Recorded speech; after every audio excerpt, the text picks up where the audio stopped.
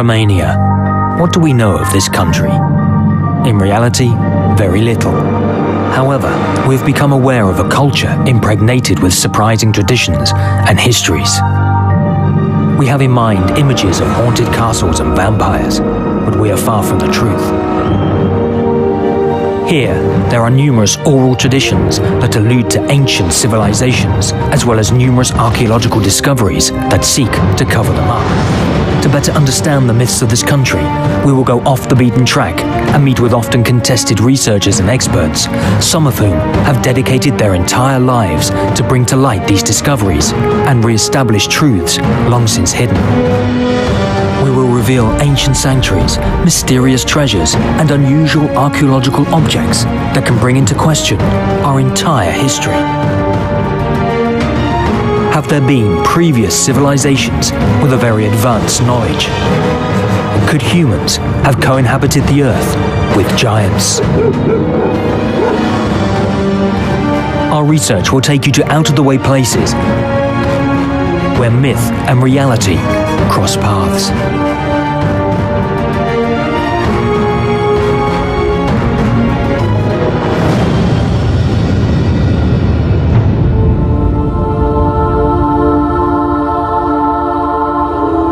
There is somewhere, 1,200 meters up, that's 4,000 feet, a sanctuary that attests to the presence of an ancient civilization, the Dacians. During the Roman occupation, the Carpathian people withdrew there to make their last stand.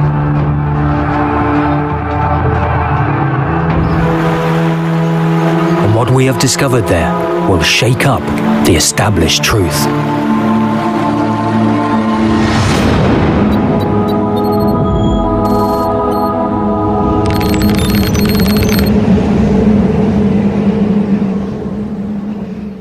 Geto-dacilor, known as the Romanian Stonehenge, is listed by UNESCO as a World Heritage Site.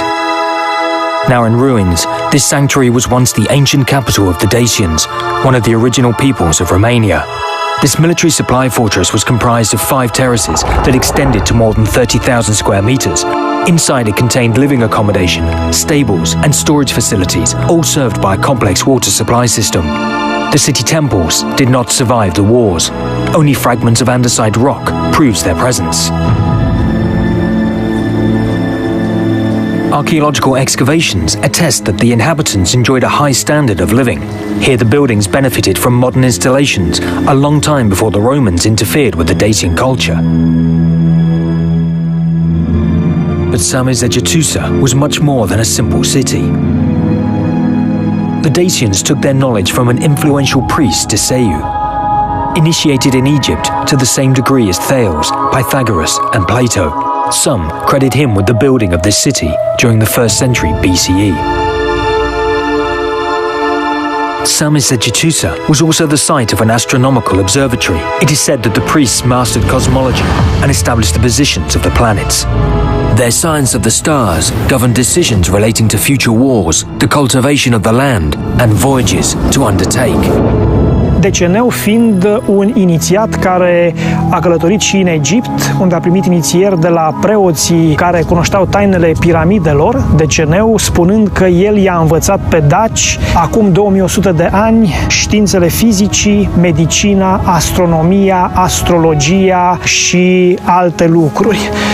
Este semnificativ că aici, la Geto-dacilor, găsim prezența proporției de aur, a numărului de aur, în mai toate construcțiile, o înțelegere a universului. The largest sanctum in the citadel measures 30 meters, 98.5 feet in diameter, and is composed of 3 concentric circles. This astronomical temple doubled as a calendar, reputed to have been one of the most precise in all antiquity, with a margin of error of 1 hour, 15 minutes, and 3 seconds per year. Next to it, a circular andesite flagstone comprised of 10 spokes acted as a solar dial that allowed the Dacians to predict the solstices and equinoxes.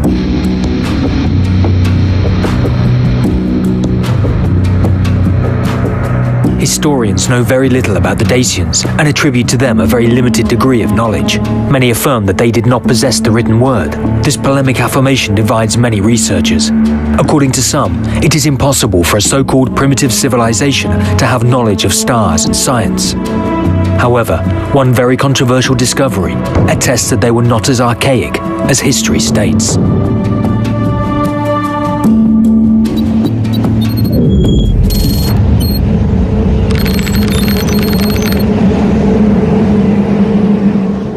Discovered in 1875 under the reign of King Carol I, the tablets of Cinea suggest that the Dacians did in fact possess the written word. 500 of these tablets were found at the end of the 19th century during the construction of the castle of Pelisor. Originally fashioned in gold, they show three different types of writing. One resembles a form of ancient Greek, but the other two remain unknown. To get the gold, King Carol had copies of them made in lead before melting down the originals. Cette forme de grec ancien a permis de traduire quelques mots sur certaines tablettes. Du coup, on pense qu'elle mettra en lumière les chroniques de Décébal, qui était un roi d'As, et elle mentionna aussi la cité de Zarmizegetusa. En plus, certains signes qu'on y trouve présentent des similarités avec le style arabique, et les historiens et archéologues évoquent également des personnages aux allures de rois perses et arméniens. However, their authenticity is quickly contested by historians. It is inconceivable for them that they could assemble three different styles of writing. More so, if we have not discovered similar writings, then they had simply been invented. Pourtant, elles ne sont pas les seules à mettre en lumière trois types d'écritures différentes. Et on en a la preuve avec la pierre de Rosette, qui a permis de déchiffrer les hiéroglyphes égyptiens. Et certains chercheurs affirment que si elles avaient été authentiques, elles n'auraient pas été fondues car elles auraient été trop importantes pour l'histoire. Le roi Carol, qui était déjà immensément riche, n'aurait pas eu besoin de l'or des tablettes. The verdict is without doubt. They cannot be authentic. For historians, they were just a joke. The story could have stopped right here, but in the last few years, a number of them have disappeared, suddenly reigniting the controversy surrounding their true nature. Un cercetător român, Dan Romalo, a reușit să aibă acces la Institutul de Arheologie și să fotografieze 200 de astfel de tablițe. Ei bine, în urmă cu câțiva ani, când am fost la Institutul de Arheologie din București, am mai găsit 34. Sute de astfel de tablițe au dispărut fără urmă, fără ca cineva să poată să fie tras la răspundere, pentru că ele, nefiind înregistrate, practic putem considera că pentru instituțiile statului nici nu existau. În primul rând, este o argumentație logică. Cineva care dorea să creeze o confuzie istorică nu avea nevoie să facă sute de astfel de plăcuțe, ci era suficient să facă 5 și crea confuzia istorică dacă asta își propusese. Is the disappearance of these tablets linked to their containing a message and mysterious inscriptions? Or maybe they show that the Dacians were not so primitive? But what were they really? In Romania, the Dacian people speak a lot about it, but according to historians, it is as though they came from nowhere. To understand their origins, we must go back to an era where the Thracian territory extended east to modern-day Germany and south to the Caspian Sea. Very little is known of this civilization, only that it was divided into hundreds of tribes, of which the most important was the Dacians, known as the Getae by the ancient Greeks, in modern-day Romania. The Greeks were the first to document the exploits of the Thracians. The philosophical texts by the likes of Herodotus and Plato are full of praise for them. Excellent horsemen and remarkable competence, their temperament was a veritable asset for the Greeks during the siege of Troy. They were also found at Alexander the Great's side during his campaigns and conquests. Far from the derogatory cliches, the skill of the Thracians in gold and silver demonstrates an undeniable artistic refinement and invokes an accomplished civilization. Atunci când vorbim despre traci, care în multe rânduri au fost prezentate în mod oficial ca o populație barbară, primitivă, descoperim de fapt o cultură excepțională care în anumite momente a influențat cultura greacă în mod major. Practic, atunci când vorbim despre Orfeu, Dionisos, Apollo, Artemis și alte divinități sau tradiții grecești, trebuie să subliniem că acestea au fost împrumutate de greci de la populațiile tracice. It is said that in Thracian mythology, Zeus was called Zebelizes. Artemis is enshrouded in the traits of Bendis. Zabazios became Dionysus, just as Apollo originated as Orpheus, god of mythology of the art of divination. Each of the Greek and Roman gods traces their origins to the Thracian divinities. The Greeks were inspired by these people in their lifestyle and their philosophy. Spune foarte clar, făcând trimitere la geți, unul dintre neamurile tracice călătorește la geți nu ca să le dai legi, ci ca să tragi învățăminte de la ei. La geți, câmpurile sunt nesfârșite, toate pământurile sunt comune și dintre toate popoarele sunt cei mai înțelepți, ne spune Homer. Am încheiat citatul. But this civilization, with its inestimable resources, was to be coveted by a Rome that was being crushed by its debts. After many wars, Rome came to destabilize the Thracian nation and conquer part of its territory. The last tribe to resist the invasion retreated to the Carpathian Mountains in Dacia. Tough and immovable, their emblem was the wolf, symbol of intelligence, liberty, and insubordination. Associated with the snake, it forms the Dacian Draco that would become renowned. Seeing that they were a minority in the face of the Romans, the Dacians made no compromise. They swore only to Zalmoxis, a divine priest who persuaded them that to die on the battlefield led to immortality. A formidable belief which undermined the Roman soldiers. It is at Salmis Secatuzza that they delivered their final battle. The citadel, the ultimate resistance to the Roman invasion, sheltered Decebalus, the last king and general of the Dacians. Despite the competitiveness of his army, they ceded in face of the power of the Roman Emperor Trajan and chose to die to accede to Zalmoxis' paradise. Les Daces ont fini par perdre face à Rome, mais de tous les peuples d'Europe, c'est quand même un des rares à avoir résisté aussi férocement à l'envahisseur. Et c'est pas un hasard si leur symbole c'est le loup. Ça illustre vraiment cet esprit de révolte. Et alors, en parlant de révolte, l'anecdote intéressante, c'est que lorsqu'on sait que le royaume s'étendait jusqu'en Phrygie, qui est donc une partie de la Turquie d'aujourd'hui, on peut faire le rapprochement avec les bonnets pourpres qu'ils portaient. Appelés donc les bonnets phrygiens que portaient les révolutionnaires français en 1789, mais aussi repris dans d'autres révolutions partout dans le monde. C'est un symbole qui est vraiment fort et c'est vrai que beaucoup d'entre nous en ignorent véritablement les origines. Despite being victorious, Emperor Trajan honored the Dacians in erecting imposing statues in Rome. They expressed force and bravery, a startling sign of recognition by a Roman emperor.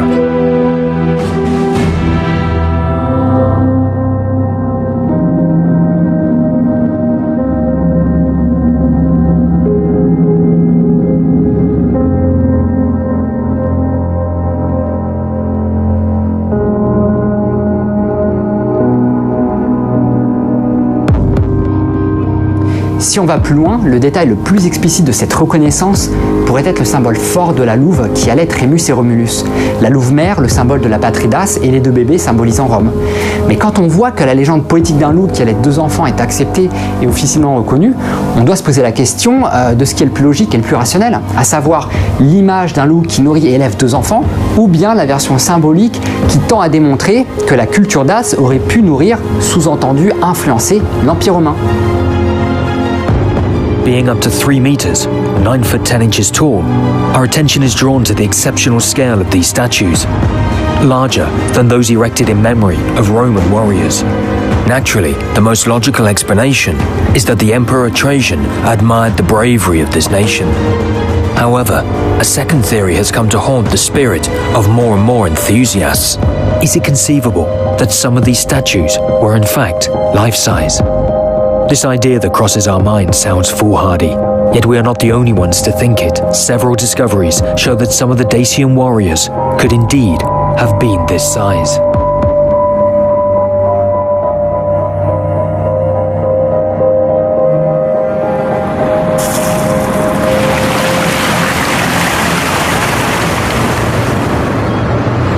Bucharest, the Natural History Museum harbours an exceptional treasure. Delicate gold and silver sculptures confirm the mastery of these materials that this nation possessed. Certain jewellery from Samizekatusa that almost 2,000 years later contain treasures that have never yet been excavated. Among this decorative jewellery, including brooches and necklaces, are found some stunning bracelets. Their diameters vary between 9 and 13 centimetres, 3.5 to 5 inches, and weighing anything from 700 grams to more than a kilogram, that's 24 to 35 ounces. They're made of several loops comprising of snakes' heads. Cold forged from gold bars, they demonstrate a complex and very elaborated technicality. Romanian archaeology alleges that these bracelets were used for rituals or reserved for a certain elite of Dacians. But for now, it's their size that concerns us. Si on part du principe que c'était des bracelets de poignets et non pas de bras, on constate qu'ils sont anormalement grands et qu'ils ne correspondent pas au diamètre de poignets d'êtres humains ordinaires. On pourrait penser qu'ils étaient portés au bras, mais même dans ce cas de figure, ils sont beaucoup trop longs. S'il s'avère en effet qu'ils étaient portés au bras, alors ceux qui les portaient devaient être très grands. On peut en déduire qu'ils devaient mesurer très facilement plus de 2 mètres de hauteur, si ce n'est plus. According to historians, these bracelets were worn by the highest-ranking Dacians, and without wanting to play with words, these highest must have been very tall. This partially broken helmet has a diameter of around 30 centimeters, 12 inches, almost twice the size of an ordinary head. Specialists allege that they were worn on top of other helmets. What is to be made of this ceremonial breastplate that no ordinary shoulder would be able to wear, and whose length measures almost 80 centimeters, 31.5 inches? Just below, a ring with a diameter of 3 centimeters. That's more than an inch. And it's the same for this gold crown of unequaled finesse, which too has a very large diameter. It would have belonged to King Sooths III, and came from his tomb in Bulgaria. Bizarrely, the remains of this king have never been found. Did giants once walk these lands? Un épisode de l'histoire romaine en territoire thrace mentionne l'existence d'un berger devenu ensuite empereur qui s'appelait Maximintrax et il avait une taille qui dépassait les 2,50 mètres de hauteur. In 190 BCE, in modern-day Bulgaria, Roman soldiers met with something strange. In front of them stood a Thracian shepherd who towered over them by several head heights. This colossus joined the Roman garrison, where he rose through the ranks to become emperor in 235 AD. Many think that this description of Maximinus is exaggerated, and unless one day we find his skeleton, his real size will remain unknown. Si cet empereur avait réellement cette taille, on pourrait envisager que d'autres soldats tout aussi grands, peut-être même plus encore, auraient pu eux aussi exister. Ça pourrait peut-être expliquer la taille hors norme de certains bijoux qui ont été retrouvés. On the Sinai tablets, one engraving could confirm it. It puts into evidence a scene where men came face to face with giants. On their shield, a significant symbol indicates that they originated from the legendary continent of Hyperborea.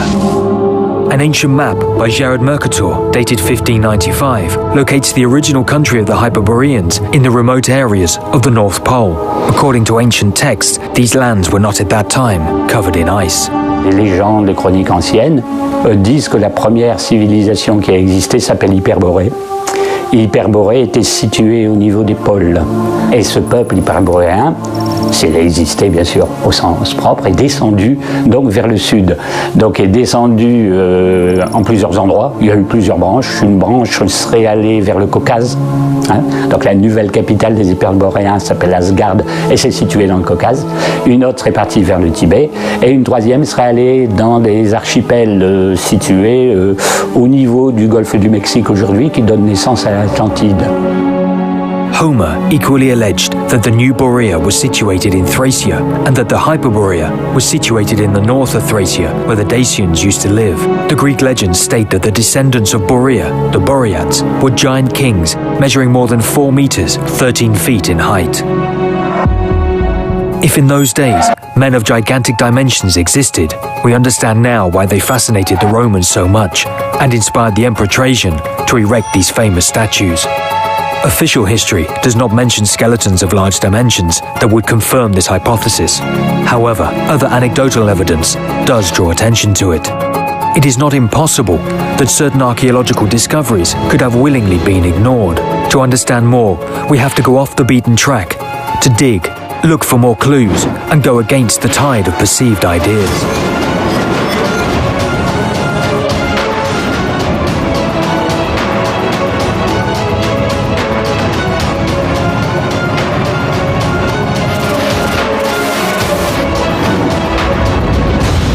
In the southwest of Bucharest, a discovery passed almost unnoticed that will undermine our understanding of history. Le résultat il est là. Ça craint de main, hein.